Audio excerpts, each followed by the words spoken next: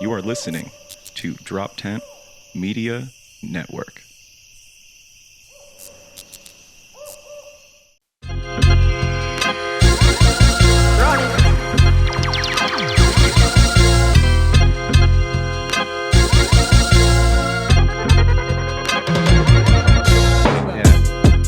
So we're starting the podcast now? No, we're starting. No, it's very loose. You don't fucking. You want me to give you an intro? All right. Talk about loose. All right, let me. It's not even a fucking. It's loose. It's loose. I don't even know. It's kids hitting buttons. They're fucking trying to figure out the sound. That's the intro right there. That's the intro right there. We just started. Podcast officially started. Well, no. So, all right, I'm the sorry. Charlie Barnett story was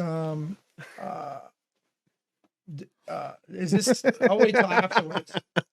Well, no, dude, you gotta let me know that stuff, man. No, I would never. No, we Brett, wouldn't I would put this never on, no, put it we out there, wouldn't do Brett. it. So- You remember the last one we did? You were talking about how you were like, "Are we recording?"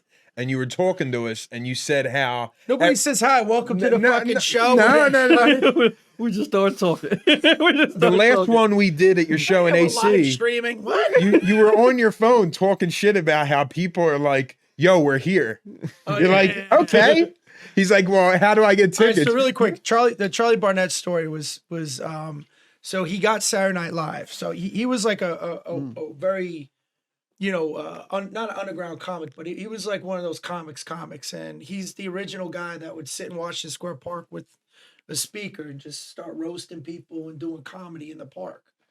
So he got this movie DC Cab, and then I think he might have gotten Saturday Night Live before DC Cab, but when he got on set, he couldn't read, which is a big thing. Yeah. So they pretty much got rid of him, and they were like, get the other black kid, the young black kid, and that was Eddie Murphy.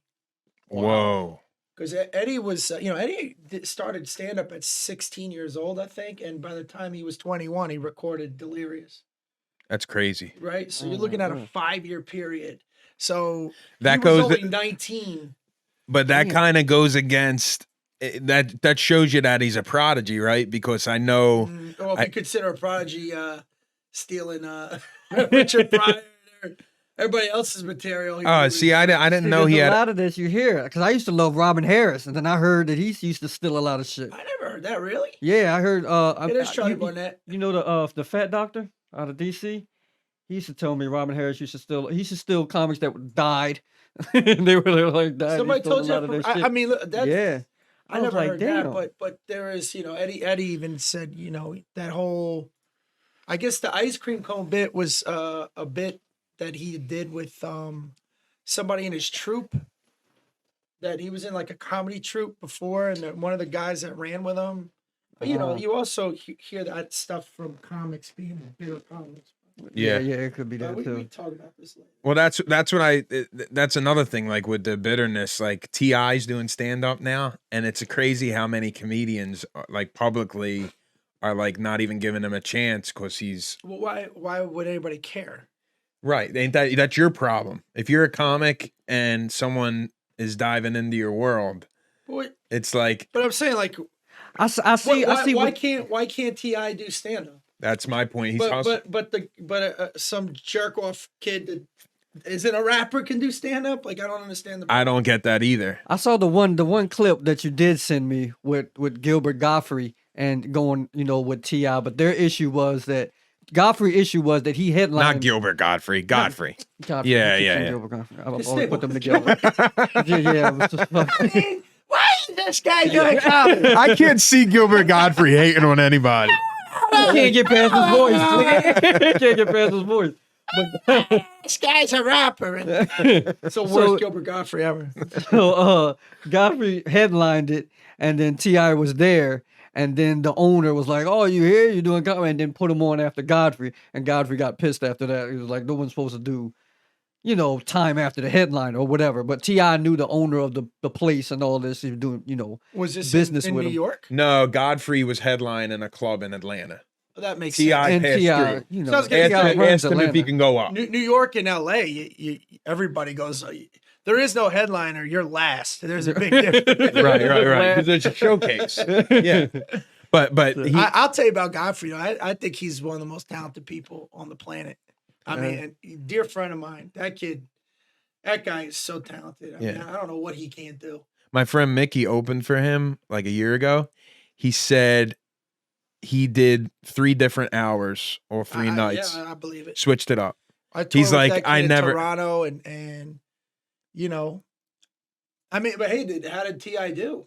I mean, You want me to go by what Godfrey said on the podcast? no, what I'm saying, No, I haven't seen him, but No. apparently comics are saying he's trash, and Well, he's he's new been doing to it. comedy a month, Yeah. and they're hating on the fact that he's doing 35 minutes. He's just showing up anywhere, and he's doing 35 minutes. People are complaining because they're like they're gonna put him on because he's gonna bring a crowd. T.I. He sells T.I. tickets. So he'll sell the tickets, so he'll get in the spots that other people, Godfrey's saying that there's comics out here working, trying to get it, and they're pushing him aside because when T.I. fill the room, they're gonna bring the people, put T.I. up. So T.I. That's goes, what Godfrey's saying. And it's T.I. like goes people are on- just jumping around, taking spots just because they have social media presence, and they're not taking the art seriously. Like, and then you know what I mean? T.I. They're goes throwing on people it. Instagram Live and he says, you talk about sacrifice and paying your dues. He's like, I'm in this for the love of it, and I respect what you guys do. He said, I don't need to try to be a comedian. I can go to a nightclub every Friday and Saturday and get $100,000 and sit in a DJ booth. I'm taking a different kind of sacrifice. So it's like when he says that, you got to respect it.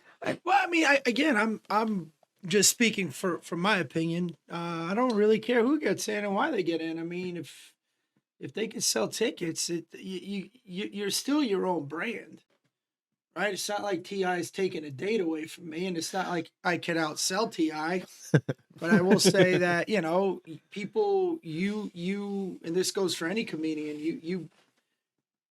you get one chance. So if you're somebody that could sell tickets, you better be, they're only going to buy tickets once. Yeah. Right. So if you shit the bed, they're not going to come see you. And you saw that a lot there. I mean, and again, I'm not disrespecting T.I. or even, I don't even know. Like I said, why not? If he can make money, do what he can do. But you saw that a lot in the reality show era when I started. That was happening a lot. And now you're seeing it in the Instagram era, where you get people that can sell tickets and they move, and they could sell out a one night, but that doesn't mean people are going to come back and see it again. Right. I mean, you really, I've heard, I couldn't tell you who they are, but I've been hearing stories from club owners saying like they'd had this one person that had like millions of followers on Instagram. He was nervous, couldn't even do 20 minutes. Sure. Yeah. You know what I mean? Yeah. But I guess you gotta capitalize on it when you can. But I don't find that disrespectful to me. I got 25 years in the game, and if they can earn, let them earn. That's got nothing to do with me, man. Right. It kind of makes you think like, is the respect of a headliner, is it still there, or is that just It's a comedian? there. Is I that mean- just a comedian thing? It's well, like, I mean, if we're gonna act like, look, there's the purity to comedy has to be: are you an honest comedian, and are you a, you're not stealing jokes, and you're not taking food off other people's table by doing, bitch made shit like, if he works, I ain't work, that type of shit, right? but that's there. That's Matt. what I frown on. That's there. that's Yeah, that there. is When's there. that? When? How do you get rid But of I'm that? saying, but if you're just a name and you want to do comedy and now you're selling tickets, that's the risk you're going to take. Well, what I can That's say not going to about affect me. I don't feel like they're disrespecting the art of comedy. They're, they're selling tickets. I mean, can we make that argument then? Well, I didn't, is it going to acting, or even everybody here at this podcast? Who the fuck are you? There's guys that spent 25 fucking years in radio and now I they're agree. comic with a mic. I You know what agree. I'm saying? Howard Stern said that about Rogan and Ari Shaffir. He said that publicly. He said these guys, they're not radio. That's his mindset. I'm saying, but Rogan has become one of the best in the business at what he does, and it's an amazing interview. Everybody has a chance and opportunity, and if you're good, you're good. If you're not, you're not. But you have to risk that, if that makes sense. Definitely. Well, then I did see T.I. T.I. was still always being respectful. Once I did see that thing you sent me, he said he'd come out and say, "Look, I'm not a comic. I'm just I'm trying it, and he did. He go, you don't see too many clips of him doing it, but he Hey, said he's listen, just trying it. If he had the balls to follow Godfrey, you know Yeah, I mean, like it's not like I'm gonna bring this kid. you know what I mean? Well, T.I.'s like, like- if Godfrey is, if he followed that, Yeah. and did well, then okay. Yeah, I mean, I could see Ti like follow. Godfrey's like one of the most respected headliners in the business. It's like I could see him working out 2 bits and then being like, "Hit it," and then just starting like one of his songs just to like try and get through the set. I mean, yeah. So he said he was respectful. He was giving Godfrey all the respect. It was just that, for that's to me, it was probably like the Booker situation. Like you shouldn't have put him up there. Like communicate that. This is the first I'm really hearing about it. So First of all, I would definitely go pay to see a show where, yeah, like 100, especially Gilbert Godfrey bringing up Ti. Gilbert Godfrey, no, but yeah, Godfrey, I would definitely pay for that. I think the sell is come see Ti follow Godfrey. That should be on the ticket. Yeah, definitely. all right, look, man. Again, however people got to eat, they got to eat, and I'm one of those people where like you just as long as you're not if you're doing it honestly. Right. Yeah. I think it is. Yeah, I would. Still in the jokes. That is the worst. No, and I think he's doing it the right way. Like he said, he said on like the live and like all the he's been doing a lot of comedic podcasts right now, explaining himself. And I don't think he should. I don't think he has to do that. Yeah, but he's doing like every comedic podcast now, trying to explain himself, saying how he's doing bars and restaurants and stuff like Yeah, that. but I mean, he's still gonna. How old is he? Ti? it's probably like- Oh, he's got to be pushing 50. in mid 40s, right? Okay, so I'm saying, so what? So he's got to spend the next 15 years doing bar shows, so he can be respected. Fucking 70 with a Brett, I don't know where these rules come from. Why do you earn your respect? There are no rules. You earn your respect by being funny on stage. And if you watch a comedian and they're doing well, you're not going to be like, wow, that guy's great. He's original. You've only been doing comedy 12 years? Yeah. Get the fuck out of here. You earn it. Here's where I think it comes into play. I think it comes into play with when you see people that are headlining, but they don't know how to treat the staff, or they do things. I've seen it the other way too. I've seen younger cats, like a lot of these younger comics are built differently. I was having a conversation with a kid that was not that long in the game, and he said, "Yeah, I'm gonna go out to LA, any shows I can get on." I said, "No, not really, because I'm not juiced into the open mic scene, Mhm. I said, "But you know what? Hang out at the Comedy Store because all the comics are there." And he goes, "Well, if I ain't getting up, I ain't hanging out." Bad And you're like, mindset. okay, well then, you know what? That's your choice. I'm not mad at you, but what do you think? You're just gonna show up and get up? You know what I mean? Or there was always a little bit of respect and a protocol that you don't see anymore, really. Where like you got a guy doing a guest set and he's like, "Can I sell merch?" The fuck? The fuck like what the fuck? I mean, dude, that's a lot of that. How do you answer that comic? No, no, fuck no. And He's trying to pay for gas money. If I'm not selling merch, my middle can sell merch. But if I'm selling, why? Unless I know you. Yeah. But at least ask. Don't show up with your fucking bag, like stuff like that, man. That kind of stuff irks me a little bit because it's disrespectful. So if I'm getting in a day before, doing morning press, 25 years in the game, worked, so I can get my name on that marquee, and now my audience is coming to see me. Why in the fuck do you think now that you can make your extra money sitting next to me at the table On your night. which is taken away from me on my name? I get it. Now, Yeah. if you're like, well, they're only paying me this, then you should have taken the gig, Yeah. right? Mhm. And it's just the way it is. This Yeah. is my show. Now, if you want to come on my show, and if I'm not selling, then go by all means sell. Right. And if I know you, I've had people sell with me. If I know you, Right. But if you just show up, It's got to be respect. At least ask dude, and find out. man, it's really weird. Like your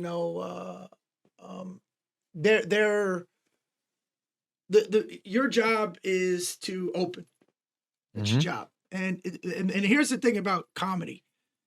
everybody that's a headliner has been exactly where the fuck you are.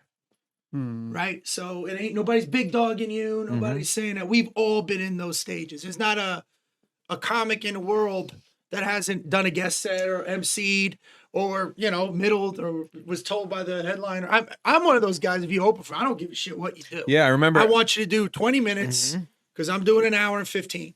And, if we have a hard out, I'm not going to take away from my time because that's why I'm here. Yeah. Unless I'm paid. Like, some of the casinos, you got to do 45 and get out. Right. Yeah. But, they're paying me. So a good amount of we money. out. So, I'm going to do 45 and get out.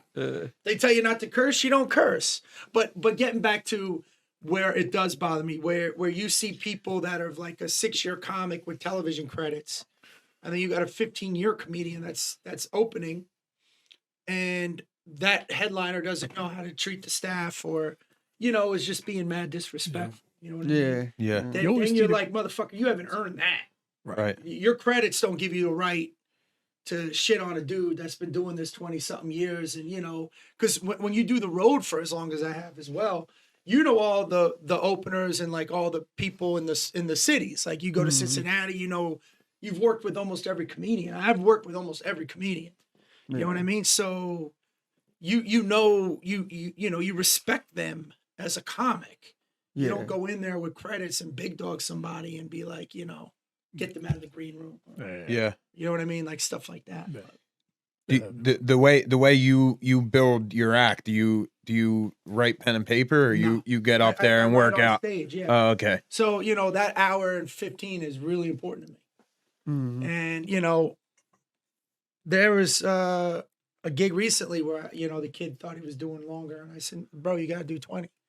It's actually my contract. I didn't pull that out, but I because I need to work on my new hour. And again, I had to do. Everybody did the same thing. It's just part of what it is. What it is. Is that common where it's more than 20? Is it? He was expecting more time. Yeah, 30. He was expecting 30. Well, I feels guess longish. I don't know. And then so there was like, I guess the MC was told to do 15 and he was told to do 30. And I'm like, there's no way there's gonna be 45 minutes before I get up. Yeah, that's weird. You know what I mean? Yeah, I know. Strange to me. Well, I mean, don't know it's not the norm. But Yeah, then yeah. again, I've never showed up at a comedy when I was middling, and I always didn't know how much time I was doing until I got there. Right. Gotcha. You know what I mean? I didn't prepare. And that, By the way, the kid's a great comedian. He was a great kid. Yeah. It was just, it was just one of those things where like it's my fault because I should just said I'm going to bring the same people. Because when you bring the same people, then it always eliminates worked a lot out. of that. Well, bringing a MC and a feature. No, just a host. I mean, a middle. Say, hey, look, but I know everybody local in a lot of places, But like I said, if I know you, then yeah, you can sell merch. You do whatever you want. Right, I just got to get that time. Yeah, Gotcha. You know what I'm saying? But if I don't know you, you just show up. But I've had people with guest sets bring T-shirts and shit. Could you imagine?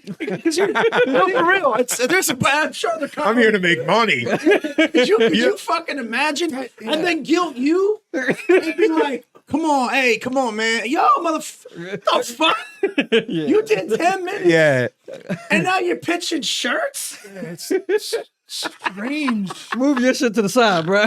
Hey, he's going to do me like that? Yes, sir. Yes, sir. Yes, I will. Because how funny is that person think like you now think you're doing so funny that like you're like, oh yeah, the headliner was good, but let me get this guy who did 10 minutes. It's like I don't know. Well, It's a strange there move. is a psychology behind it. So as people are leaving, they feel bad. You know what I mean? I hate that. See that part about selling merch always made me uncomfortable. I feel like I'm begging for change. No disrespect to you guys. Well, but that's not like what I'm saying. Like if I'm there, right, and I'm selling my new album or whatever it may be. do you sell merch regularly? Shirts all the time. I Okay. mean, yeah, but I sell out quick. So I always have to re-up. But like I said, if I'm not selling, why wouldn't I want my middle to eat? And so and even if, like I said, if I know them, we can figure it out together. But Right. it makes people uncomfortable. They don't want to say yes to you and no to them, and Right.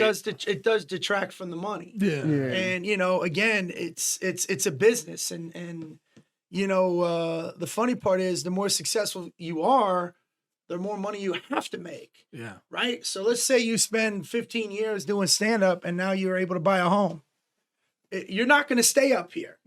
Right? So you're branding yourself. You're working all the time. You're trying to sell tickets. You're moving. It's a 24 thing. Then in comes fucking the local guy who didn't have to go do radio, didn't have to do any tickets, and thinks that it's important for them. Yeah. Right? Because it's not my fault. Yeah. You know? That's Yeah, thanks for all the hard work that you did. Yeah, I'm gonna make some t-shirts off too. I'm gonna make about it. You know, Yeah. you can easily. I mean, I've walked with a lot. You make a lot of money off merch, and it ain't begging for change. It's an experiment. It's an experience, right? So they go to your show, they get a souvenir. It's moderately priced. It's not like you're going to Billy Joel concert spending $50 on a T-shirt or something like that. Right. You know, you have new stuff you want to push, and or like I have these cards that they could scan and go to the website, and like I said, but it's people are built differently now. and I don't feel as though like the rules are just sliding by. They just letting things happen and people change. It's like people can do what they want, and it needs to be. Well, It needs to be cold. It needs to be cold. There's a happy medium too. Well, like here's the problem with older cats, right? Guys have been doing as long as me, even longer. They're like, I don't want to do social media. Then I guess you don't want to eat, right? You gotta adapt or die. adjust. Then you got the other end where you get these kids that have millions of TikTok followers and suck. And they don't want to go out 3-4 Right. times. Well, they don't want to do the time. So Yeah. that happy medium. But again, you know, it's if you can pull it off, God bless you. It doesn't impact me. If you've got 80 million TikTok followers and you could constantly sell tickets and you've only been doing comedy 3 years, have at it. I don't think you're disrespecting me. But that's few and far between. I can't think of many people that have been doing comedy 3 years and they're killing on stage and selling tickets. If they're being honest, right, and if they are, they're not being honest with it. See, for me, it's like I know I have so much respect for the game and I know what a headliner does. So it's like I struggle with being able to say to somebody I can close because I see somebody like you work and I'm like, I gotta step my game up. I just gotta remember when we were at Laughing Fox. I was like, "Oh, Bret Ernst is here." You know, we're going up with all this energy. He sits on a stool and just he literally just brought in like seconds. He brought it down to like a living room. We're all cool, and I was like, "God damn, he did that in like fucking 3 seconds." And I thought I needed to see a guy like you work. But I was again, just like, wow. What makes you a headliner?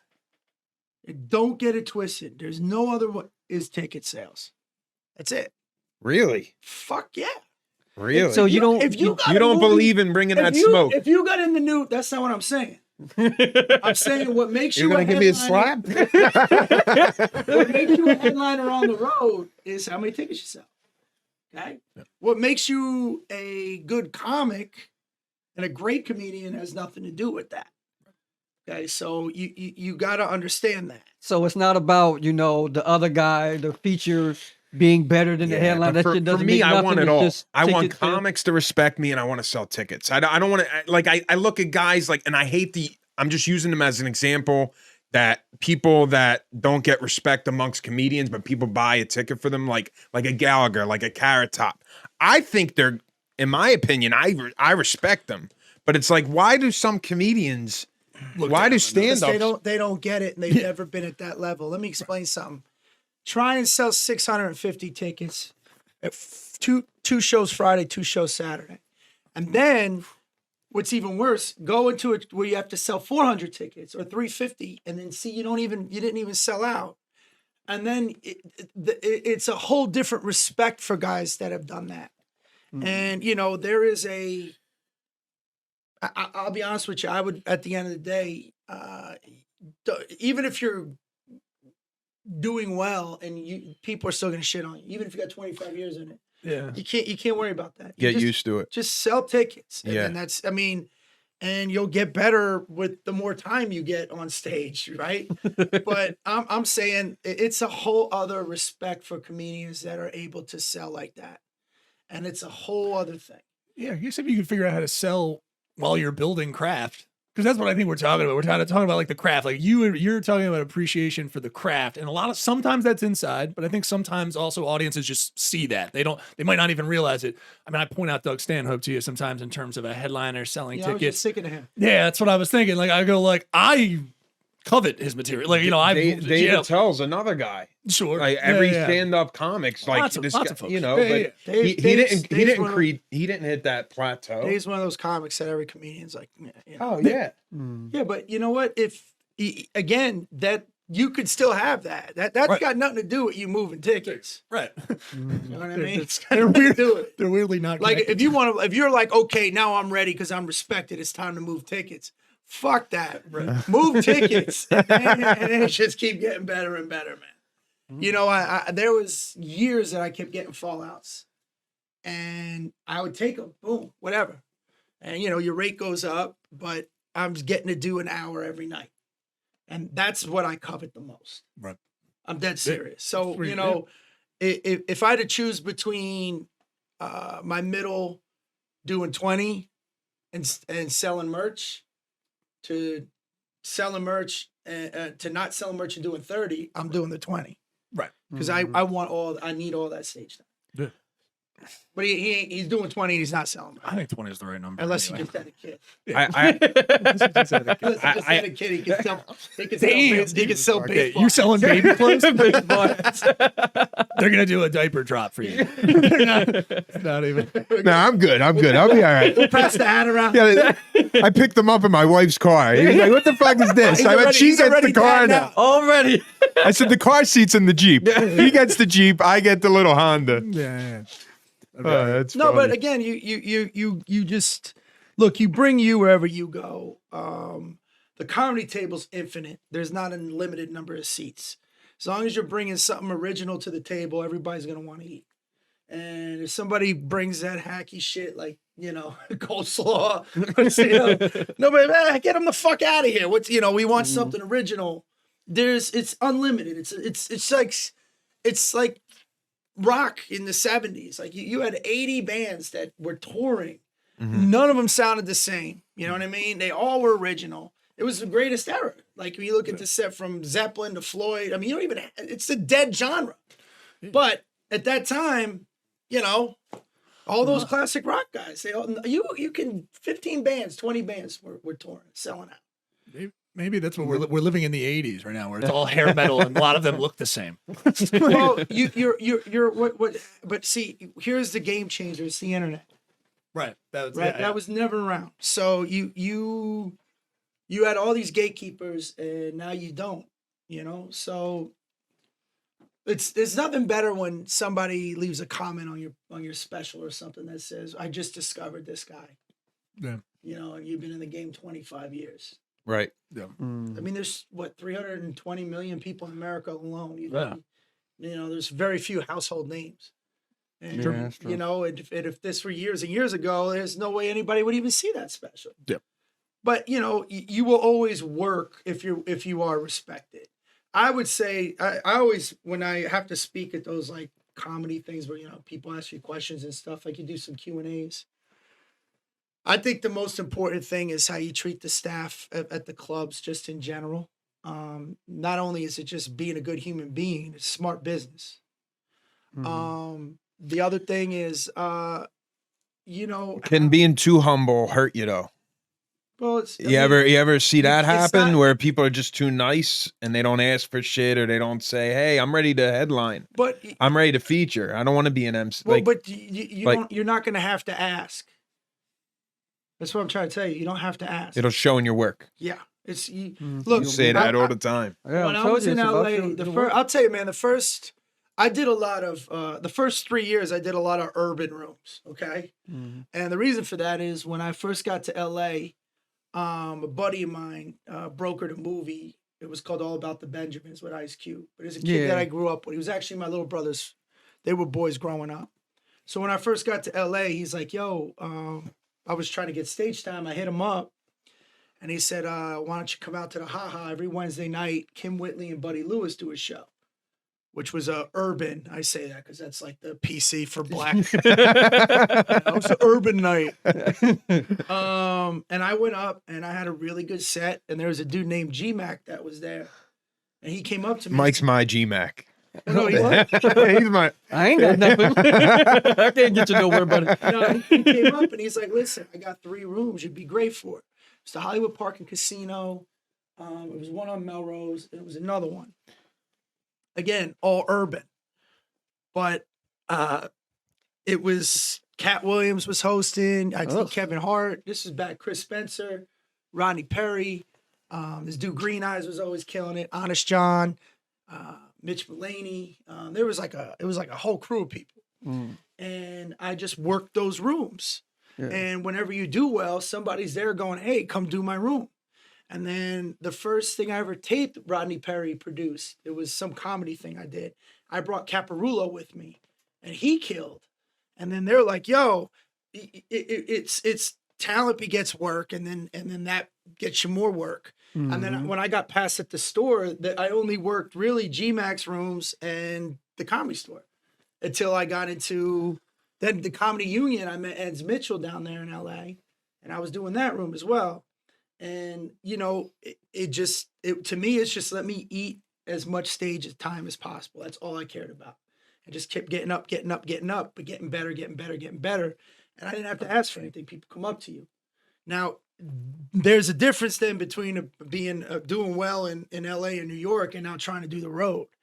But see, road guys aren't as, and I don't want to use the word hacky, but prior to, like, when I was coming up, a lot of the guys that did the road were not LA, New York. They were like roadie. You know what I mean? So what would, be honest, an LA comic like yourself, national headliner, when you come to a city like Philly and me and Mike are opening for you, do we not get respect because we're not living in New York or LA? What's the mindset of a headliner that's based in those two? Well, everybody comes from somewhere. Right. Yeah. Right. Like I actually came from Florida. I was always curious if like LA or New York. I don't know what other people think. I mean, you know, I never looked at it that way. I never been like, oh, these are Philly guys. Let me show them what to do. Yeah. Fuck cares? I think that goes to the terrible, not treating the staff nice kind of thing. But I think that's fucking corny. Yeah. Like, I'm not just saying that. That's really corny. Like, if somebody thinks that. Based off location? Yeah. You're like, let me show Iowa what's up. Like, all right, dude. All right, dude, relax. Can't help where I'm born and raised. You seem like a sweetheart. My bad. Yeah. My parents set me back. No, man, listen, like I said, you take you wherever you go. I would say your catalysts are different. I don't even say competition. Because comedy, you're competing with yourself. If you're doing it right? Mm-hmm. You're only competing with you. Right. Right. And I know it sounds corny, but that's just the way it is. You're trying to outdo your last. It's like golf. You're trying to outplay your last game. Yeah. Right. So and I feel like everybody's road and growth is different. Like I know I've heard you on numerous podcasts say like there's a 6-year, an 8-year, and a 12-year. 6, 11, and 15 are usually those milestones. Yeah, but then there's a guy like Eddie Murphy. You just said 5 years he had Delirious. Right, but that he also, you know, thought we were going to talk about that. All right. There was other things. But you say again what your with the growth. What was your breakdown with that? What was it? 6, 11, 6, 11, and 15. That those are like you'll see milestones there. Mm. And after 15, you've seen it all pretty much, and now you're just recycling again. But it's stop worrying about what everybody else is doing. It has nothing to do with you. That's it. It's just that simple. Right. It's just like, you know, it's fucking street kid 101. It's athlete 101. Yeah. The fuck? It's got nothing to do with you. That's why it boggles me. Not boggles my mind. Drives me nuts when I see motherfuckers in the back watching other comics, and it's fucking weird to me. I just think it's weird. I don't know, man. It's like a bitch trait to me. Like if you're gonna sit in the back and go, you know, I can't believe he said, like what kind of bitch ass shit is that? Yeah. Like, fucking mind your business. Just what's it matter what other people do? It doesn't affect you. And better yet, why do you even give a shit what people think of you? That's my favorite quote. It's none of my business what you think about me. It's not. I don't really fucking care. I wish everybody thought like Bret. Especially Especially that headliner I almost squared up with back in the day. You know? I mean, what's it matter? Now, if you here's the thing that would bother me. If you blow the light, you know what I mean? Like say and you're at 30 and you're like, motherfucker, we're gonna talk after the show. But you don't want us to get off early either. It's like I don't give a fuck what you do, just don't go over your the time. light. Yeah, over the light. Because then you Right? eat the other you can person's say time. what you want, Yeah. do what you want, curse. You can take your dick out on stage. I don't give a fuck. Just don't run the light. You do your 20, and that's it. You know what I mean? Yeah, but there's just not a lot of people like that. And I know headliners. There's headliners that I know that come on and be like, look, so-and-so did such and such. We can't. I've been told certain things I can't do before I go up from because of other headliners. That's just a game. You're gonna get that from certain headliners, and I don't understand that either. Like you're the headliner, you need to out. You're the one that has to You're the out. big dog. If you got a dude opening for you that's been doing comedy 5 years and he's supposed to do 25, right? Let's just say. Mm-hmm. He's giving his all he's got. That's everything. Now it's my job. You're fucked up. It's my job to write. He's like up there sweating. Yeah, you do say stuff about Where that is guy. the light? He's Where is like, the you're like, fucking light? wow, he put a lot into that bit. I think he pulled his shoulder out. No, but I meant like this is all he's got. Right. That's all his minutes. This is it. He's bringing his Hang in hardest. there, hang in there. He's bringing his hardest 25. As a headliner, why would I even? Like, if I got 25 years, I can't write around your middle. They're getting off. He's panting. He's out of breath. He did 3 of my bits. I like, can't do anything now. He did 3 of my bits. Yeah. I mean, and if he's doing it long enough, hey, you can't do the dating material. Or fucking reference it as a headline. If we have a bit that's even the topic similar, I just reference it. Yeah, like Steve was saying, I had the similar, you just reference it. Why would you ask the guy in front of you that hasn't been doing it as long as you It's insane. To not do to edit him? to take out a bit. He was like, great, now I only got 10 minutes left. Or unless you're fucking with him, like, hazing him a little bit. Yeah. Hey, you're closer. Could you not do it? Just being like, what? Dude, listen, man. I remember guys back in the day, Big Dog and his stuff, and it's something I don't want to do. Like with the kid that had that thought he was doing 30, and I wanted him to do 20. I said, let me explain to you why in the back. Right. I don't want you to think I'm Big Dog. You probably scared him a little bit. No. He was a nice kid, tough kid. He's not, it was, but I was trying to talk to him and say, look, this is where I'm coming from. Right. But the fact that I'm even have to explain it to him is still a step that I never got. Yeah. And that's the Does that thing. make Like, sense? Absolutely. I think that that's cool what you do to give the young guys coming up because then we don't know, so we just doing shit.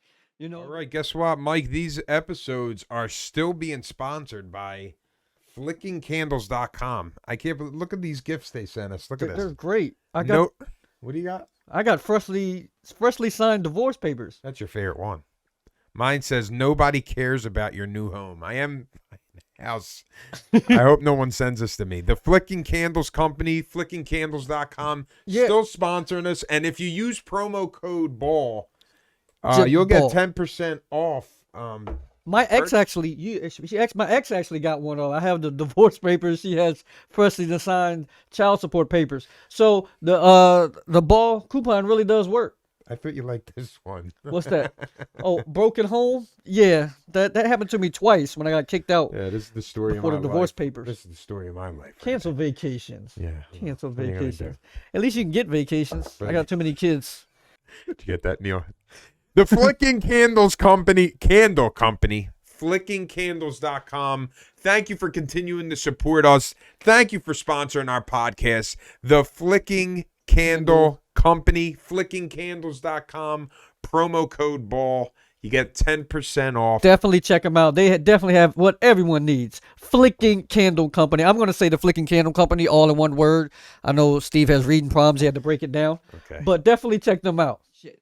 There is no, like I hear a lot of the older guys, you guys have these mentors that were in the game that told you things and just said, you know what I mean? Well, there were guys that here's the ones that I'll never talk about the ones that I didn't respect or Right.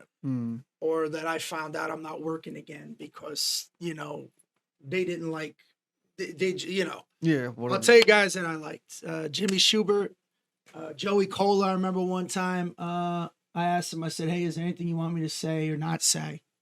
And he's like, he goes, you blow me off the fucking stage. Yeah. If you can, then that means I should be headlining, right? That's what I've been. That's hearing. how like that's Chad supposed to run. Daniels. Yeah, Chad. I think it was a couple of comics who were like, well, you know, O'Connor, what with Pope and everything. Like they were talking openly. He's like, no, the guy I got right now. He's talking about Chris O'Connor. Was just like he goes out and tries to bury me, and that's how I grow. He was like, I like it. like I've never brought anybody easy with me. Yeah. It's like and that's how you get better. That's how you stay sharp. Right, and even when I did my it's not hour, I mean, my first album, Gerard Carmichael, you can hear him bringing me up. But I had Gerard, and then I had Burr came in and did like 20 minutes. Bert Kreischer. No, Bill. Oh, Bill Burr. But, And then he did like 20 before I went up. Wow. But you That's want principal's office. No, it was American Comic. Oh, okay. But you, like I said, now that's where I would say New York and LA comes into play. Is, you know, when you go to the Comedy Store, especially back in the day, and you saw the lineup, everybody piggybacks. There's no host, so I gotta follow. I've followed everybody, man. And you got to figure that out. Now you're not going to get that in Cincinnati or in Philly, really. Yeah. Right? Yeah, that's true. Not that level. Not that like level. I remember, and again, I made the joke. You're not a headliner in LA. You're closing. You're not closing. You're fucking last. That means everybody in between you has got more credits. They get the sweet spot. Now you gotta play cleanup. Yeah. But Comedy Juice, I would close that show every time I was on, every Wednesday. And I would tell Sarah Tell and those guys, just let me go up so I can go long. I told you, I love stage time. That's what I would say is the one thing that I thrived on. Yeah, it sounds like, especially you. Did you have any problem doing road when you started doing? Because it sounds like, especially if you're building sets like that, did you have any problem converting to road, or was it much easier when you went to road? Well, no. Well, this is what I was gonna say. There was a road style back in the day. There is none now. Yeah. There is none now. Everybody. That's cool. You'll see everybody from Mark Norman to, you know, who's it, Big J. Yeah. That's what you're seeing headlining now. Right. It's not the skinny tie yuck guy. It's like, you know, cool. Edgy shit. It's kind of a good thing. Yeah. No, well, that's where comedy's at. I think, like I said, I think this is the best time to be a comic. It's the best comedy's been in my 25 years. Really? Yeah. Yeah, dude, it's great. It's underground again. It's punk rock. Right. It's How was Skank? You went to Skankfest, right? Skankfest How was that? Fucking phenomenal. In Houston, it was great. Yeah, a lot of guys from Philly were out there Dude, working. it's great, man. It's great. Heard it's like a little cult, like a cult following. Well, like, everybody there's a fan. diehard. Diehard comic. I did Aspen. I did I've done Montreal a bunch of times. Just for laughs, you know. I did the Comedy Central one in Miami Beach. That was like their first year. Yeah. This was the only festival I've ever done where not there was no industry. They were there, but not like you know, when people would go to those festivals, they wanted to get a development deal or an agent, or you know, there was people were like showcasing. Mm-hmm. Everybody there knew who the fuck you were because they dope. were all comedy fans, and Okay. that was the only fest. It's the only festival I've been to where it's like all fans, Oh, that's dope. and they were crazy. And that's when the Astro World thing was going on at the same time. Yeah. Houston, it was one of the best times I ever had. Wow. And it was like me. I hung out. It was me, Verzi, Vecchione, Bobby Kelly, Rich Voss, Stanhope was there. We were kicking it. And it's just all comics, man. And, you know, and a lot of these guys are comics. On a festival like that, are you guys working together or you're just doing on different shows? Yeah, it's Just spread different out. Yeah. But it was a lot of fun. Ari Renazizi was there. Holtzman, Eleanor Kerrigan. It was a lot of fun, man. And it, you know, I love what I do, and I love the people that are in it. That's why, again, I don't understand the bitterness. Like, or why you would want to do that. You know, that's another thing too. Like, you know, when you've been doing it so long, and you see other comics, it's like it was like yesterday. I was where you guys are. You know what I mean? Right. There is no, at least for me, there's no difference.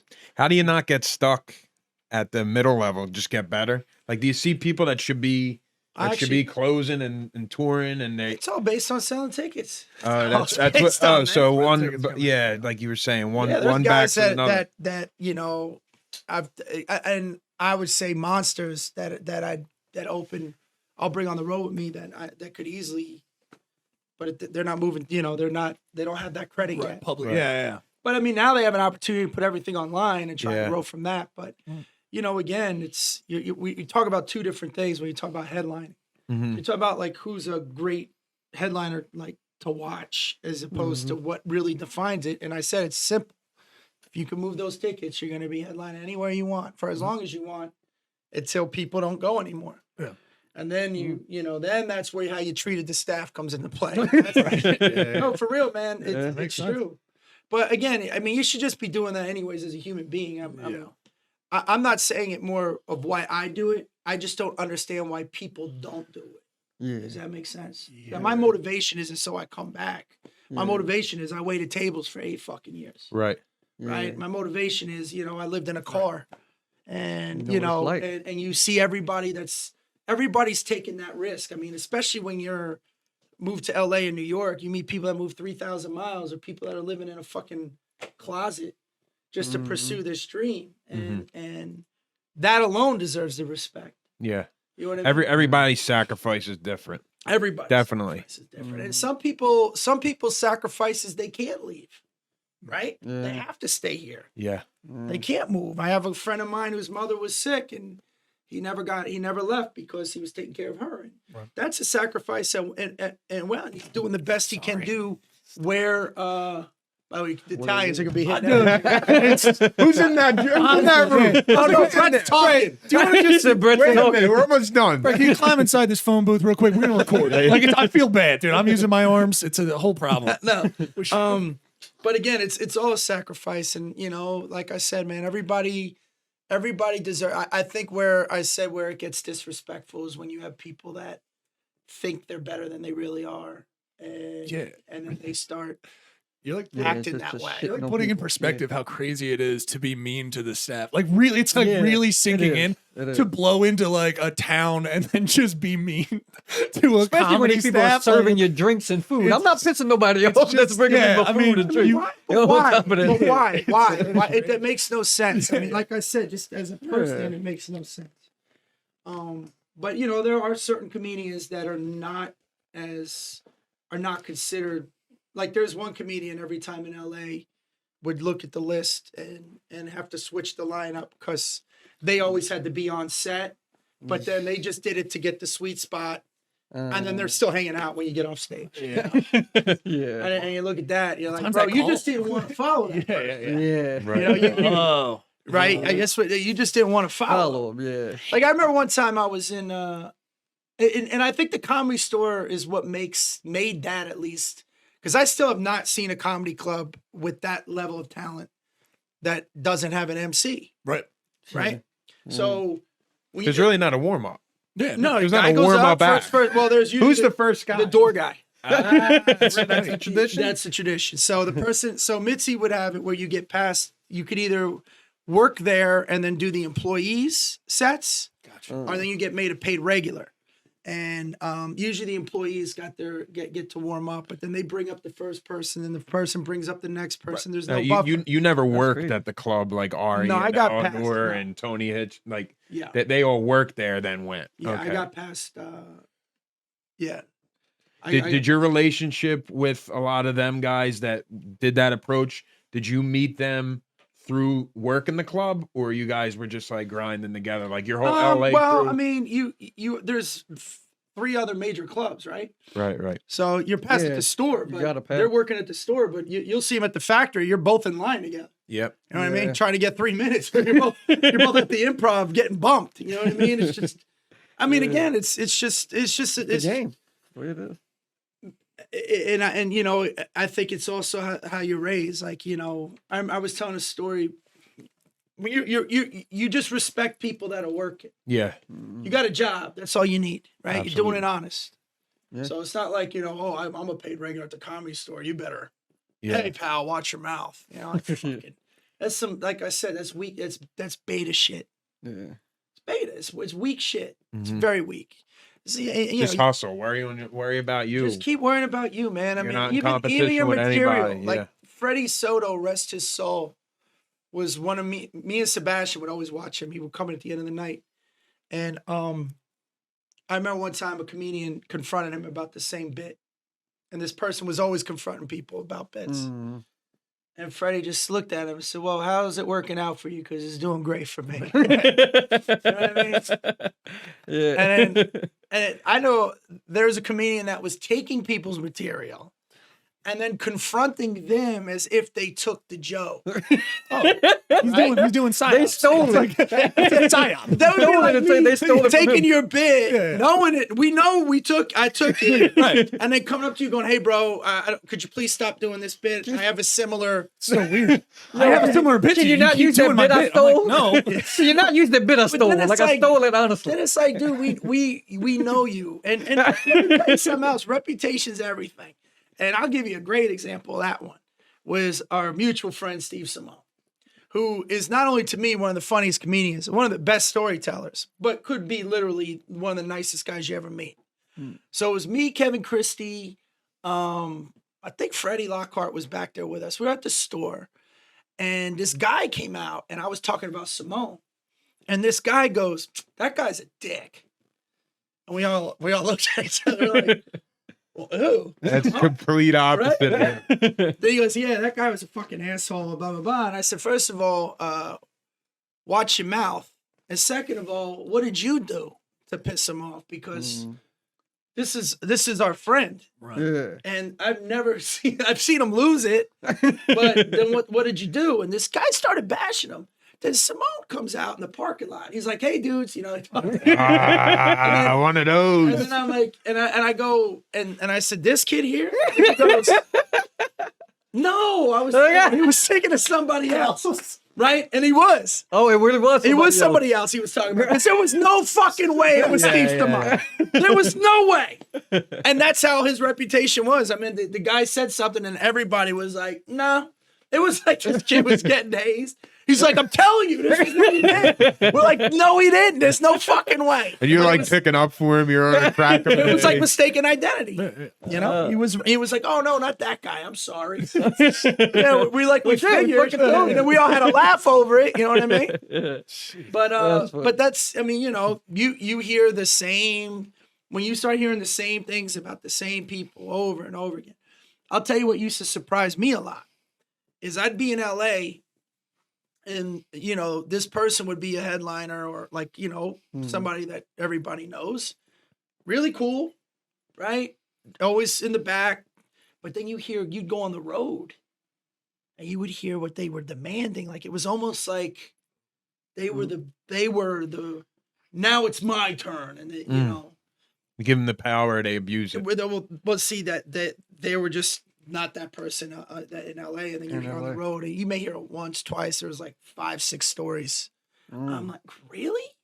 Yeah. Then now you got to say, well, something's going on. Yeah. And Power route. Like he's on like a power trip on the road. well, Day you know by what's day. funny too is people think success changes it, and Shows you who they are. shows you exactly who they are. That's one of my favorite quotes.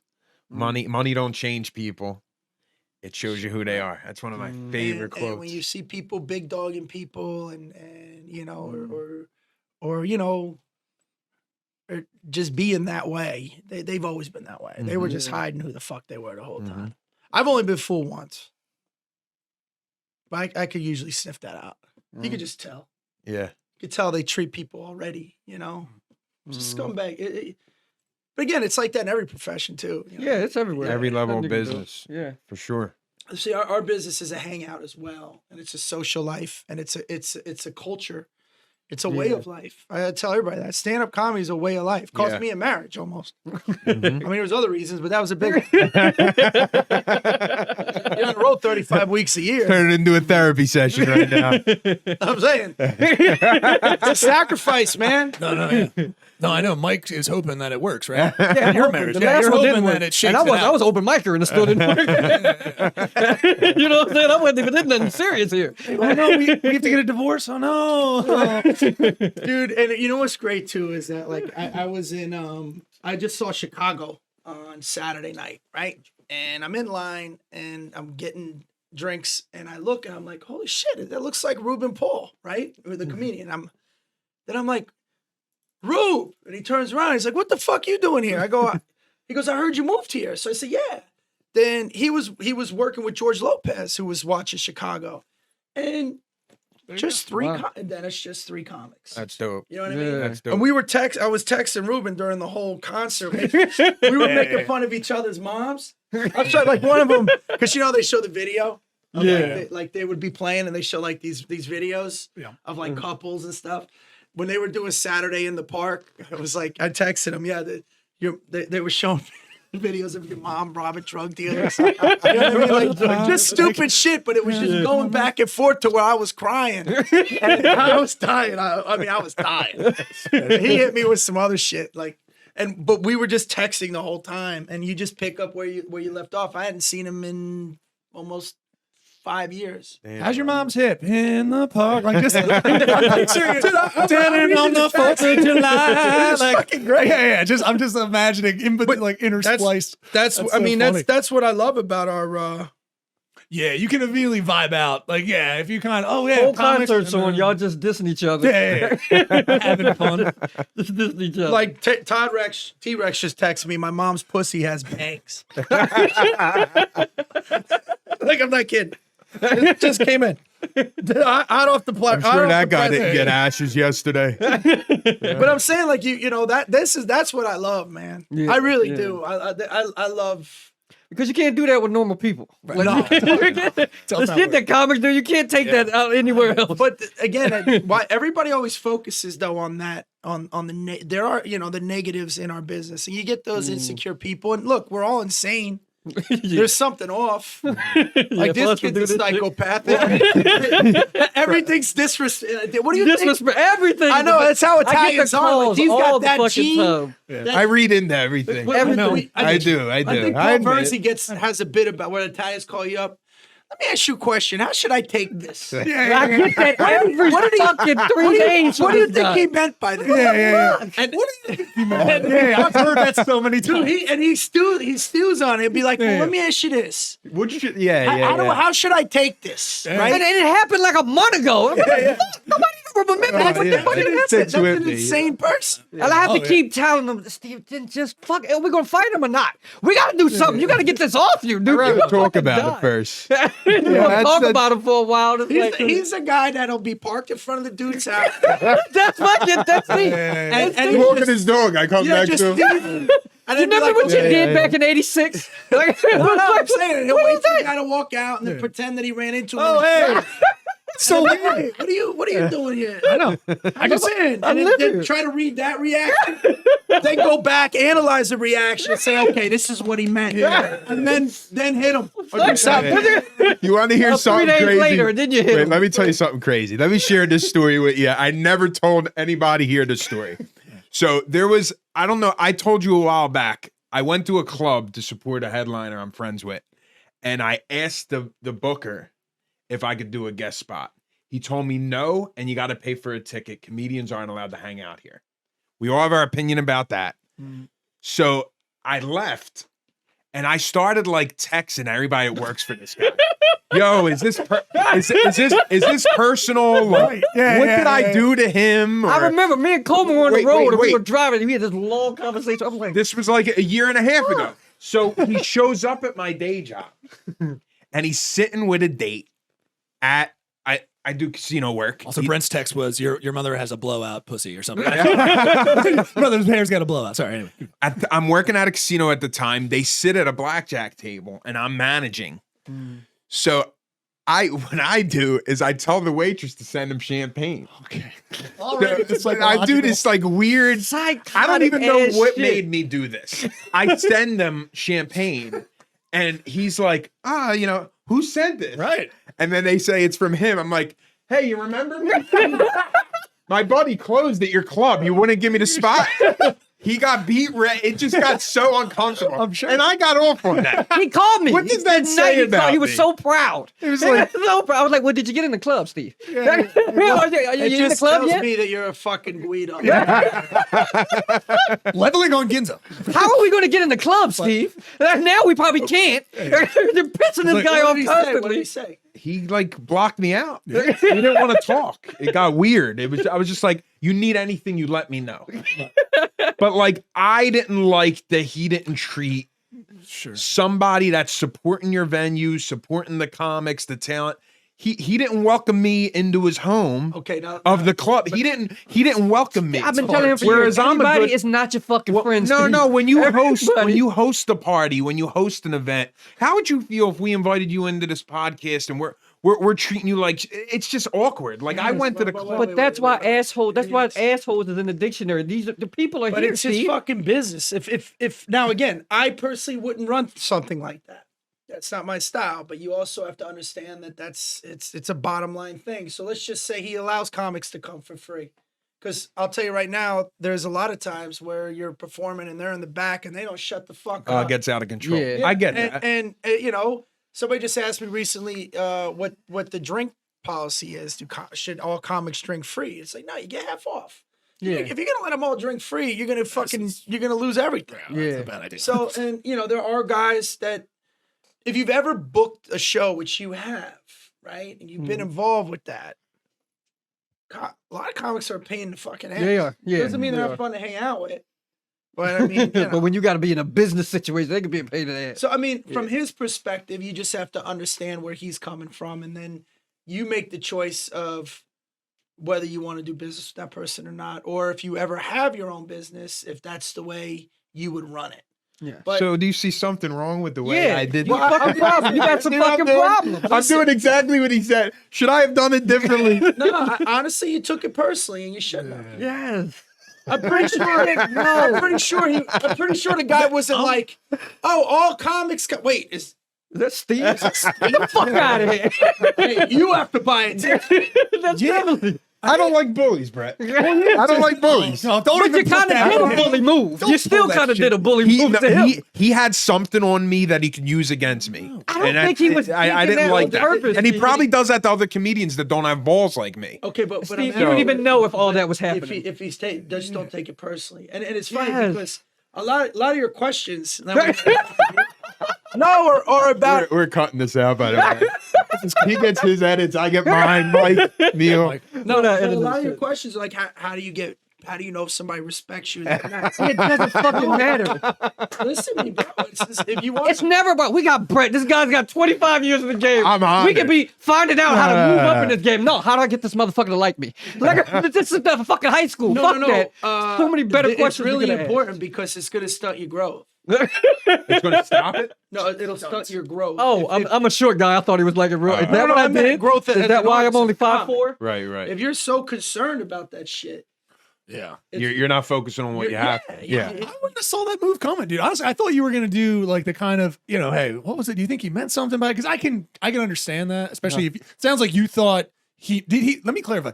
He knew you.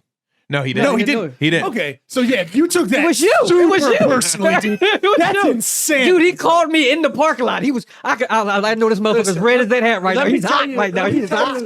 He is a hot. quick story how crazy Italians are. If you haven't figured it out, I already know. I saw two guys, right, get into it. One guy was ordering, he went up to the bar and he said, hey, let me, and there's a guy going, oh, you didn't see me standing here.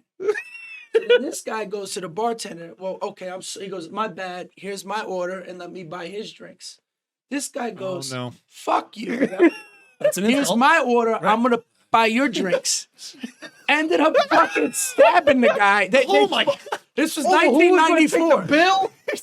They literally, it was that Power. insane. It's power. Yeah, it's power. It's I'm not that way. it's Yes, you respect. are. No, I'm Yes, not. you are. No, that's an extreme. What are you talking about? That's an No, extreme. but all right, stabbing the guy's the extreme.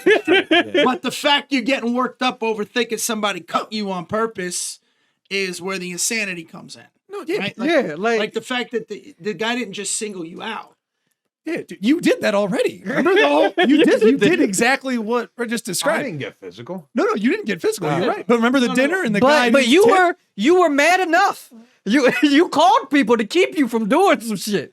I know you. I know you have done shit, people and shit over some bullshit. No, I did. That stuttering shit right there is showing. That stuttering shit. Whatever he did, you're lying like a motherfucker. Listen, I'm just saying, if you want to have success in this business in general, and like Eliza Schlesinger, ex-girlfriend, but one of my dearest friends. And I remember one time she was getting all worked up over, I forgot what it was, but I said, because something, she submitted something and she was waiting on something and it was stressing her out to hear back. And I just said, let's go to the pool, right? And just relax, just take your time, let it. And I told her, if you're gonna worry about this is gonna happen a lot, which it did, and and she had so much success. By the way, I respect her as a comedian. I respect her work ethic was sick. But, you'll drive yourself nuts. Putting a lot out there. If you're worried about not hearing back from an audition or, a club booker didn't get to you. I'll give you another great story. There's a very prominent club booker. I finally got to do his room. And he said, Brad, I've been trying to get you in for a while. I said, well, I appreciate you having me. He goes, I know it's been a while. I says, yeah, but I'm here. So, but you start to wonder, is this something I did? Never asked him, never said anything to him, but he brought me into the office. He goes, let me show you something. He opened up 800 emails right for that day alone. He goes, I got to answer all these. And this is just for middles and you don't understand it. I just want you to know, I hope you didn't take it personally because I heard great. This is the first time we met. And I'm working his clubs again, but could you imagine if I sent him a bottle of champagne? Hey, you know what, motherfucker? This is the guy you haven't booked. I should have never said anything. I should have never said anything. That's good. Good. That's good. That's good. That's Call back. That's good. No, dude, but no, it could drive you nuts if you let it. And it's the same You'll thing. be your own worst enemy. Same thing with your material. You have to realize that not everybody's gonna like you. Mm-hmm. And I'm not gonna lie, I have that problem too. That's why you guys say I write on stage. I gotta write at home. I gotta make sure I write at home, and then my poor girlfriend, she's gotta fucking hear the shit my fiance, and then I hit up like Coleman, and then if I think, all right, then it must be perfect. Then I gotta take it. I go up there. It's not perfect until you do it on stage. Yeah, and it's still not gonna be perfect until I do it on stage. But I don't want to go up there and then the shit don't work. And like I have this thing where if I go up, like I know I go up, I have my, you have your shit that you works, and you throw your new shit in the middle. Soon as that one that I say might not work, soon as it doesn't work, I'm good at crowd work, so I jump right into that immediately. It's like I'm apologizing. I'm going to do better with you guys immediately because it fucks with me. And I get down. It's like, you fucking should have did it. That shit fucks with me every time I get off stage. That's normal. Dry spots, that shit fucks with me too. Because like because I always say you have more people that are more writers and people that are more performers. And the more of the writers tend to have OCD and are more they feel like that if they don't put that in, then they're cheating themselves. Then you have people like me that are fucking lazy writers. Yeah, I work like you, and I work like you, and like that approach. Yeah, you just talk it out on stage. I want to get up there and just, I rather bomb through it, right? To develop that, work it out, quality act. And they're both. You need to like I had what really changed my game is when I had to buckle down and actually listen to the 8,000 sets I've recorded, and put the pen to the pad and tighten it up. And just the opposite, where I had a good friend of mine that I told him, don't prepare. Let me see you go up without it. And that's crazy. You did that to somebody. A friend of mine, yeah. But you have to do. I learned that too because if I go up there with I got these jokes, I'm gonna hit them with these because I gotta work this shit out. And then you go up in there, and then you can feel the vibe. Like, I might have to loosen them up a little bit, and then I end up going. And maybe not even doing it anyway because I'm so stuck on I gotta win. I gotta win these motherfuckers. I don't win these motherfuckers. I'm going to sit in the dark by myself. That's the other thing too. Yeah, that'll drive you nuts. It does. Right? It so does. I know it sounds crazy. You have to care about the audience, but you can't cater to them. Right? You care about them, but you don't give a fuck about them. And that sounds psychotic as fuck. Like, how am I supposed to do that? Listen, I'm not trying to piss you off, but if I do, that's on you. That ain't on me. Yeah. And this is again. I remember Mitzi was telling us about Kinnison when he was at the door, so he would perform, and she would always put him on after midnight, right? Because he was punk rock, bro. Yeah, he was rock and roll, fucking X-rated, yelling at everybody, and it was like most of the audience didn't find him funny, but there was that one table. that was dying, and they usually have fucked up friends. Those people bring, Fucked up friends. and then the Yeah. next thing you know, Yeah, the room, your audience finds you, Right. and once your audience finds you, and they know what they're getting, then once you built that, okay, you're not going to lose Yeah, it. people can't And that's deny what I you. gotta do. Right. That's You what I have gotta- your- you that's have your how audience. build But who but you but are what on happens stage. is they comics try to get everybody to like them, or they become vanilla, or they play it safe, or they're pandering, or they have an opinion that they don't really believe, or they're trying to be edgy but they're backing on. You either commit or just don't. Right. It's like if me and you were about to fight and I'm gonna swing on you, I hit you with everything I got, and if I don't knock you out, then but. Why would I go half-assed? Now you're gonna beat the shit out of me. Go all in, but or don't hit him at all. Yeah. my thing is though, so you're saying there's work that you wouldn't take because you would say this don't fit what I do, like a church or a corporate gig or a cruise ship. Well, I like, is mean, there listen, work you would turn down? Truth be told, if I don't curse, then I could still do 80% of my material. Yeah. Any room. Yeah. Yeah. Yeah, when I say I'm not worried about the type of material that I use, but I do have my type, but I don't like. I get really fucked up when the joke don't work. Like that's what I'm saying. Like sometimes you have a room they're just not, you'll see people before you and they're doing material and they're like, this fucking shit is funny. What's wrong with these motherfuckers? Like, and then I made to come up. All right, well maybe do some crowd work, loosen these motherfuckers up. I don't know what But see, happened. now, but that's- for that, that- then I jump into my material. Because and this is, I know it sounds crazy. I don't want to sound like fucking Yoda. But what happens and we've all been there, Yeah. right? You want to kill the crowd, right? Yeah. Without even looking what's in there. And this is what I love about Vegas, man. Get my residency. You get everybody from everywhere. So if I get some fucking, yokel that doesn't find me funny, why would I care? Yeah. So you're not even, you have to also have to realize that the people that you're performing for are usually now if we're doing statistics, right? Probability. Probably you'd say about 75% of that crowd is an average to below average person. I mean, it's pretty accurate. Yeah, not original, not artistic. Yeah. I remember it never you would cease to fail. Where when I was working out principal's office, and I worded the joke differently, but I would say, I'd say I grew up with a single mom, and my friends were single moms, and I'd be like, does anybody even have a father anymore? And there's always the idiot that's like. Raising his hand. Well, they don't understand a rhetorical question. Yeah. Exaggerated. You know what I mean? Brett, the last time I worked with you, you said something on stage. You said you were probably riffing it. I don't know if it's part of your act, but you were like, this is why I can't hang out with normal people. The only time I have a good conversation is with comedians. I want to go out on a date with my wife and go out with another couple. There was a woman Tuesday You're night. like, what are we talking about? And I tell you, Tuesday night at my show in Vegas was, I don't know what the fuck happened, but there was these two older ladies from Minnesota that wouldn't shut the fuck up. Then there was this Asian couple, young, really nice, but the woman was like always talking. Then there was this woman up front, okay, that literally analyzed and wanted to talk about every right, even trying to get to somewhere. And I told her, I said, ma'am, I don't think comedy's for you. Yeah. He's giving her a prep talk. No, I told her, I was sitting on the store. I said, I don't, and again, it was fun because everybody was involved. And the one lady was turning 60 and like she had and I was like, I said it on a show. I felt bad. I'm like, ma'am, you sound like your spit stinks. You know what I mean?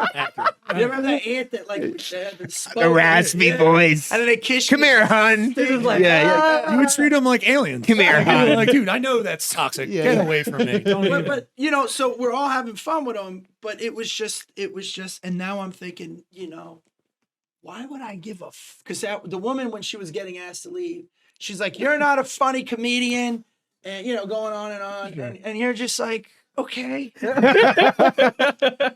I'm not gonna go to the audience, am I funny? I'm like, yeah. Or, no, I'm just gonna, you're right. My show is just, this is just not for you. Or you get off stage like me and be like, Was that one lady? Did I do Did something you hear that wrong? story about this motherfucker? I could imagine. You focus, and then by And the then way, he sat behind the One lady. heckler to one person. Then He- focus on the one that's not laughing. Yeah, the one. Yeah. yeah, Verzi told me a while ago. Stop looking at comments. when you Yeah. post Yeah, it. Why would you do that? Don't look at that one negative comment. Now, see, 'Cause you that get shit doesn't fuck with 900. me.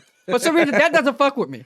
But if I see it, I'm laughing. I'm literally like, you have your set, and I'm scoping motherfuckers like, oh, look at this motherfucker. This is. I know that one was a good one. Goddamn it, I use that one all the time, motherfucker. That's a good one, bitch. I'm gonna come at you because I'm gonna answer you.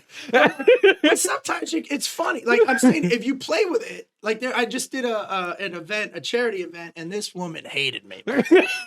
She was like staring at me. My nightmare. With this look, and I was talking about being divorced, and because this woman yelled out, it was just a play on the cuff, and she's like, older women. Yeah, she was something about older women. I'm like, yeah, it sucks fucking all these 20s.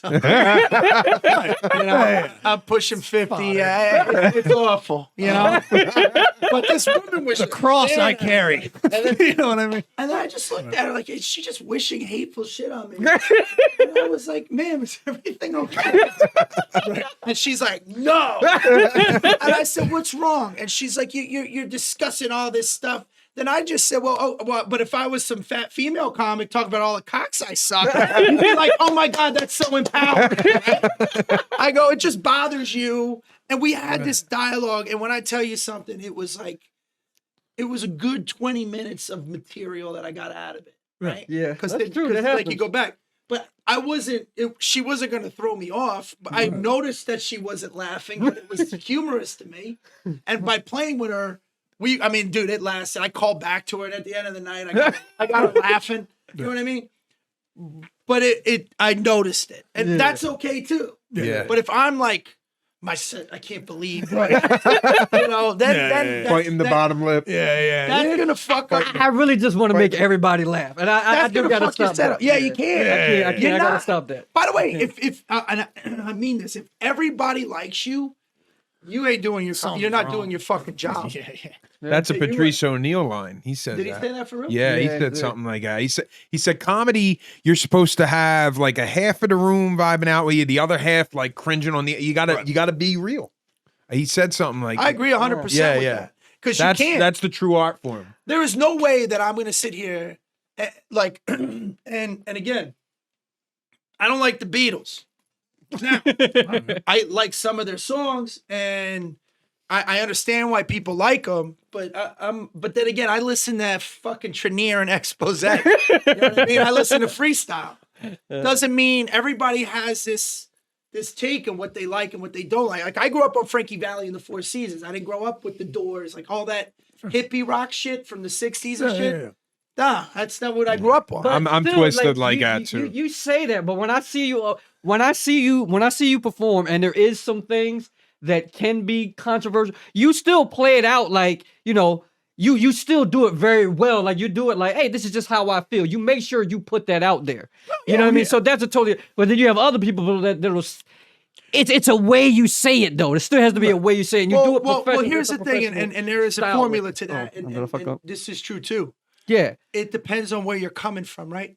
So if I'm trying to disguise something hateful in a way where I'm trying to make you digest it, the audience can smell that. Yeah. But if I'm coming from a good place, right? Yeah. And you're still giving your opinion, the audience knows that too. Like they know if you're just being a good guy or if you have your opinion. But there's also a difference between stating something and projecting, Right. or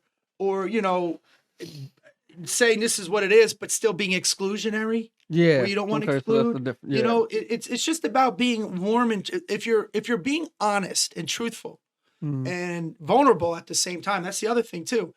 I know I'm a jerk off. Mhm. I know I am. I mean, there's no two ways about it. I was telling you in the car, I had to give up gambling for Lent. Right? I'm the only asshole that's hit 2 jackpots in one night and gave it all back to the casino. You're not the only asshole. But There's many. There's gotta be a lot. buddy, I hit all my Super Bowl bets, and I hit 2 jackpots. Oh, no. And I've lost about $3,000. You sound like an asshole with a lot of That's what problems. I'm saying, right? But again, I know I'm a jerk off, and I know I laugh at stupid shit. If I wouldn't sit here and tell you that Expose is the greatest band that ever lived because I like them. But I'm going to tell you, they're fucking dope as shit, right? And Point of No Return could be one of the greatest songs ever. And in my opinion, then now if you're going to sit, and I'm not going to tell you the Doors suck because I don't like them. It like I said, it's about being honest and like Patrice's sexual harassment day is one of the funniest jokes ever. I've never seen that bit. What? I've never seen that. Oh my god, it's hilarious. You know that bit. You do know it. that You bit. probably There's Anyway, one you know day where we get to harass everybody. Now the way he's saying it, it's not hateful. It's hilarious. But Patrice makes it. He gives it a little more hateful to it, and that's what gives you the edge. Like, he's like, he just don't give a fuck. Like, he really just don't give a fuck. Because he's doing the Patrice And then selling it with his face. Yeah, with his Selling face. it And then he does hard this with thing his where he face. pauses and he watches you. Yeah, Like, yeah. he wants you pissed off. Like, he wants to piss you off. But see, Like, but it's still but it's great. uncomfortable, but it's still comfortable. palatable. Yeah, it's still palatable. Well, yeah, because But- at that point, I think what you kind of want to get over to is There's breathability. formulas to this shit. Like, you know what I mean? There's still formulas to it. No, it's all intention. Remember that. It's intention. If it's the difference between constructive criticism and insulting somebody. Right. Now, I'll say Does this. that make sense? Like, I have this one bit that even my friends tell me that you probably know it. Even my friends, but it's true. Like, I have an albino fiance. So I have this bit. Just go straight to the bit. I go. So I got divorced last Friday. You know. By the way, I'm sorry. I know. This is insanity. What happened? I was just gonna laugh it out. Like, you just throw that out like Dude, that context immediately. That's who she is. I know. I feel like I gotta make the content because the some of the shit that I get from the crowd, like black women. Oh, that shit don't go. That shit don't go. Like, you bitches weren't gonna date me anyway. Like, that's why I'm here, because you bitches don't like short guys. But it's just the fact of me that I know the shit that she went through growing up for. So I say I got divorced last Friday and I got engaged Sunday because my mom told me never quit a job, but I have another one lined up. That's that. And then I got engaged to an albino girl. You know, she's still black, Wakanda for life. I'm still with y'all, but she has white face, blonde hair, and blue eyes. So it's kind of like I got a white girl, but I can still celebrate Black History Month. I love the joke. It's hilarious to me, but the shit that divides in there every time, like you also could be projecting it, Yeah. and you could also be anticipating it because even doing the joke, you gave me your throwaways. Yeah. So you're very rhythmic because you're a writer, right? Okay. Instead of Yeah. just talking about you had to do your throwaways, which are Brett's your side dropping that comments knowledge, as opposed bro. to really being in the moment on that. But the idea that here's because I wanted to make sure the premise of the punchline hit. I didn't cut all this out, and then that makes you it can like still that. Hear Yeah. a joke like. Here's the thing people don't realize. If it's real, don't take us out of reality. Right? Which I see that a lot. Like He's seen a joke I posted online. He said, "Great joke. Stop overselling it. Yeah. You don't need to bend over. You don't need to make that facial. Just say it. well, Stop." But the other thing too Yeah, is it's based like- in truth, right? Like say, I went to the doctors the other day but then what happens is you take the truth, then you create jokes that take you so far away that people don't believe it's true anymore. Where the hilarity is in the fact that, you have this woman that's your wife. What's the experiences with that? What were her experiences?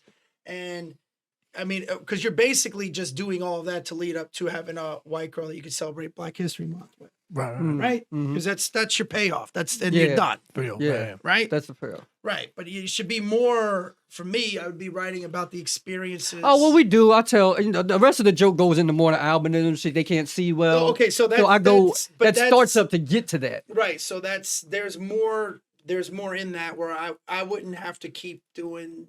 I wouldn't have to keep selling and doing the throwaways because it's almost like. I mean, again, it's out of context. Yeah. I was just gonna get to the point of projecting that. Just don't assume what they're thinking. And The that's other- what I fucked. Yeah, The other that thing is. comics That is need what to I be do. okay with is you got to be okay with silence, man. And that's hard. I really silence too much. I change up. I'll You jump wanna- into another topic. I get Okay, frantic but when let I me get ask you into this then, silence question. Why are you getting frantic? because I feel like I'm. You got to sit in Hold it. on. But wait. Because I feel like I'm not fucking doing my job up here. Like I'm Well, all supposed right, to be now, making is it people laugh. about, hold like, on. Is it about job performance or more because you feel like you're bombing? bombing. So it's Yeah. more like you feel like Like what the Like fuck am you're I not even funny, doing? Up right? there? Yeah, like right, I'm not funny. Okay, now. so that's That's your ego at the end, right? Mm. It's not. It's guess not. You're work. fucked up too. It ain't just me. See I that? don't know, man. What I mean by that No, is, he's probably look, right guys, though. listen, and I'm right, getting though. I'm getting animated now. Let me. We may want to move the wall. Can we move the wall? Listen to me. And it's very important. Brett, Mike's gonna send you champagne. Just give me that. Stand up is a lot. There's psychology behind it. Okay. There's crowd psychology. There's like my biggest pet peeve is when I see comics asking questions just to get to the next fucking bit. You're giving power away to the ridiculous. audience. Yeah. There's so many other things to it than just the joke. The joke is the least important thing, believe it or not. Right? It's not your words. It's who's saying the words, what's behind the words, what the payoff is. It's not just those fucking words, man. And people always think when you go to an open mic, it's about doing new material. And I'm not saying it's not important. Obviously it is. But at the same time, there's you got to work. It's all aspects of it. There's connecting with an audience. There's improv. There's acting and by that I think it was Kinnison who said part of the art of stand-up is delivering that joke that you've delivered a million times with that same passion and that same, there's In the moment. There's the being in the moment is huge. There's all these other aspects other than the words, right? The biggest mistake too is when the audience knows when you want to be liked. Let me explain something to you, and I mean this again. Let's go 85% of average to below average, okay? And you know how you know that? When somebody drops a glass and they all go, ooh, like you're in second grade, you're fucking dummies. You're fucking dummies. How old are you guys? Right. You're not adults. Or you say something that goes over their head. And the audience, and you see a lot of them looking around, but then you get those ones that are like, you could tell. Right. Yeah. Why the that's fuck true. do you you don't want to give them power? There's some people that like to say no. There's some people that, fuck them. Just fuck them. Just do the goddamn joke, and who cares if they're laughing or not laughing? Okay, what my thing with that is, what my thing about this, then I know we still all know the comics who are always up there like, fuck the crowd, fuck the crowd. It was them. No, dude, you suck. Like, and you keep sucking like this because you're not paying attention to the crowd. At the same time, I didn't want to fall I into that. never blame the crowd if I bomb or if a joke doesn't hit. Right? Mhm. I don't blame it. It's not their fault.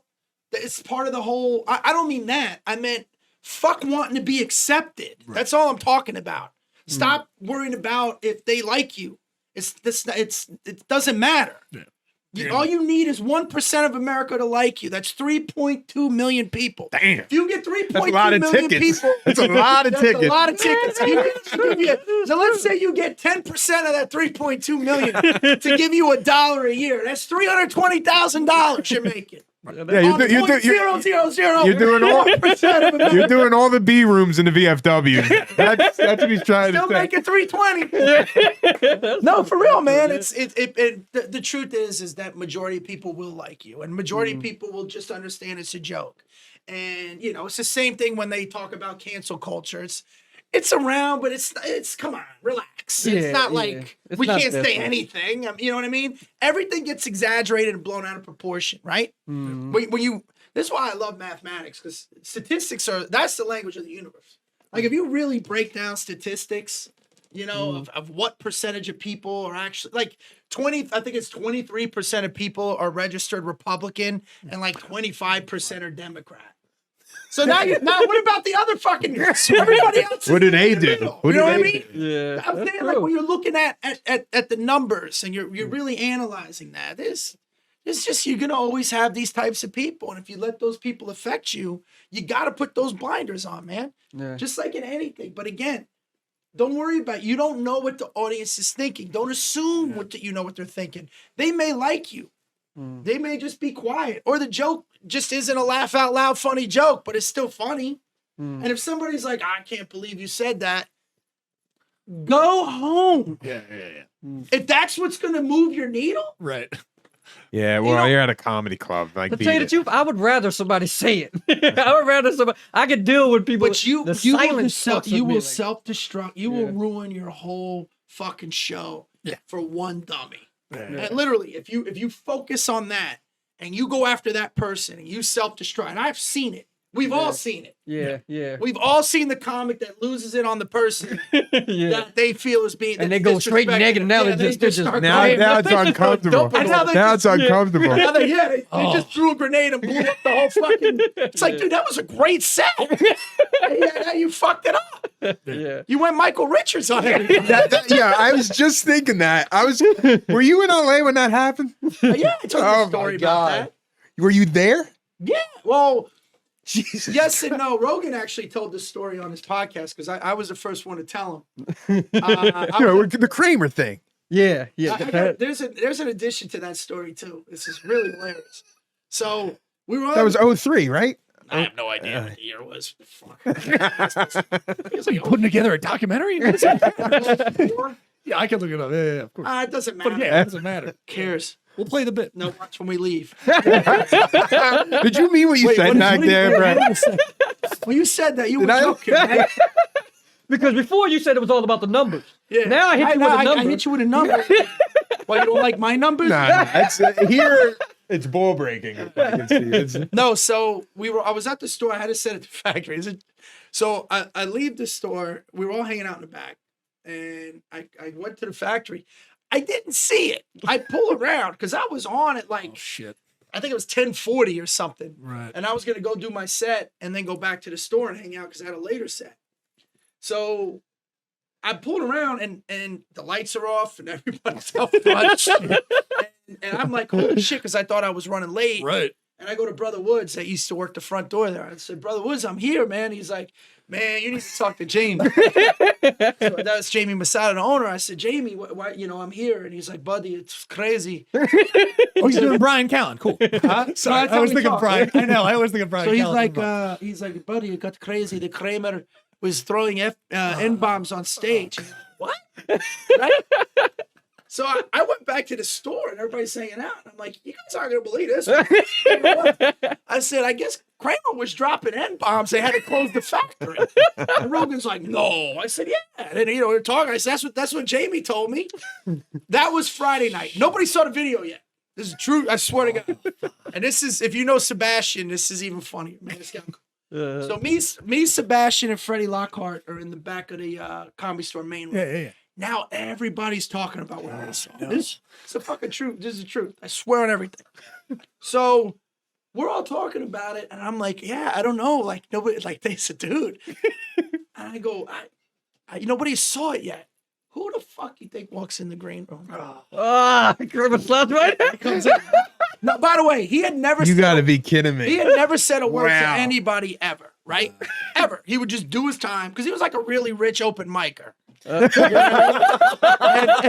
I'm serious. That would make sense. He Right. would, he would bump the crowd, do like 25 minutes, some avant-garde comic shit, and walk away. Kramer was T.I.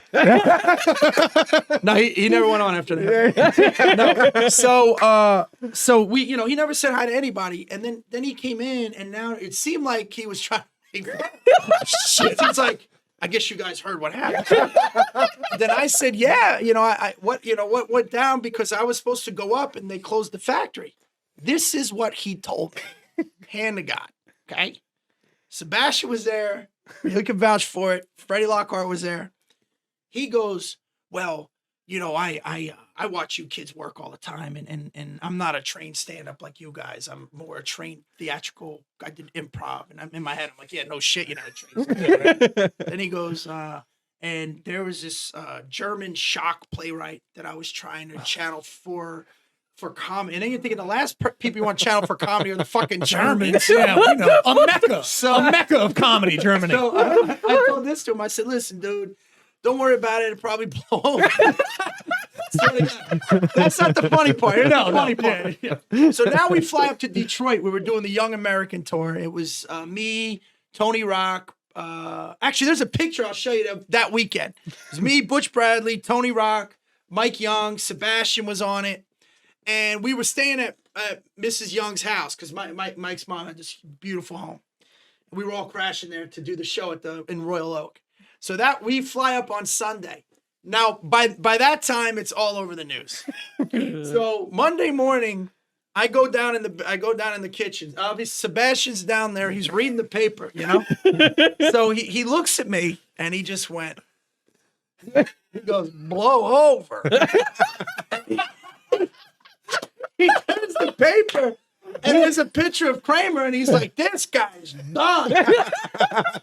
I'm like, holy shit. Nobody saw the video. I thought he just said it in his act. Nobody knew like try to joke out or something. Now, I just imagine Sebastian with the whole thing. Is he in a robe? Is he in a robe? Fanning himself with the As you paper. know, Espresso. listen, he's not only one of my closest friends, which you guys know, but his timing is impeccable. And the fact that he didn't even mention it, like that, it just stuck in his head. Because he would break my, but he's like, bro, you just say shit sometimes. You're like, how do you know? Right, and I know it stuck with him, and he just was staring at me. I was like, "Yo, what's up?" Like, it didn't even cross my mind. He just said, you saw him on the front page, bro. I was fucking like dying.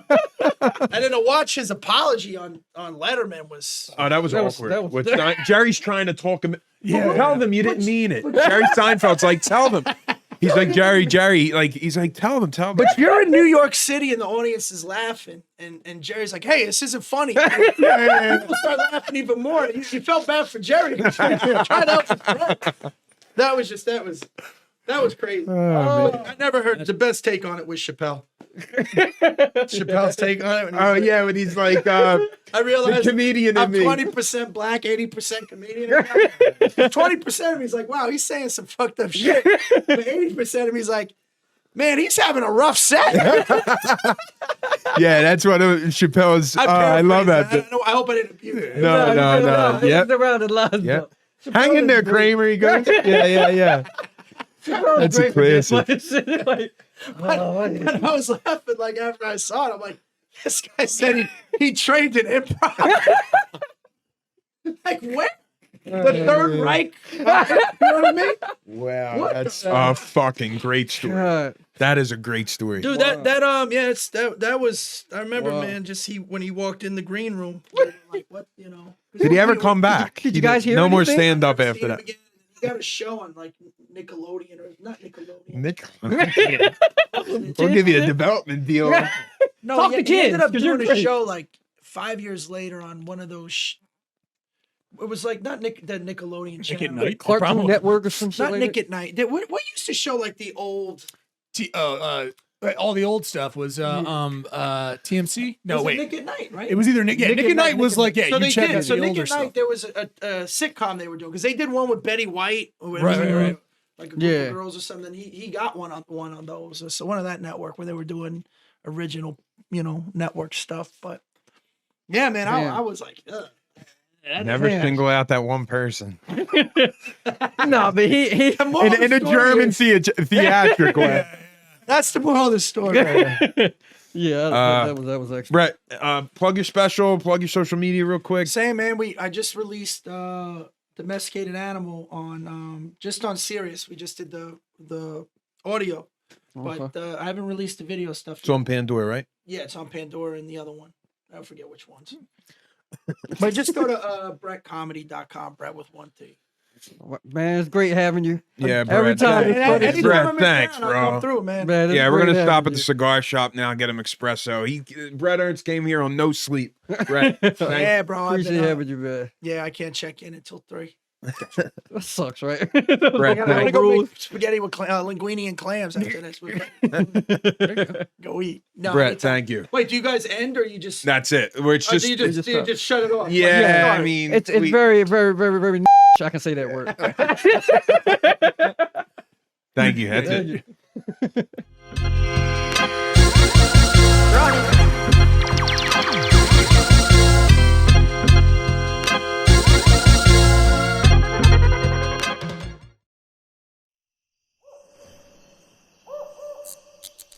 This has been a Drop Tent Media Production.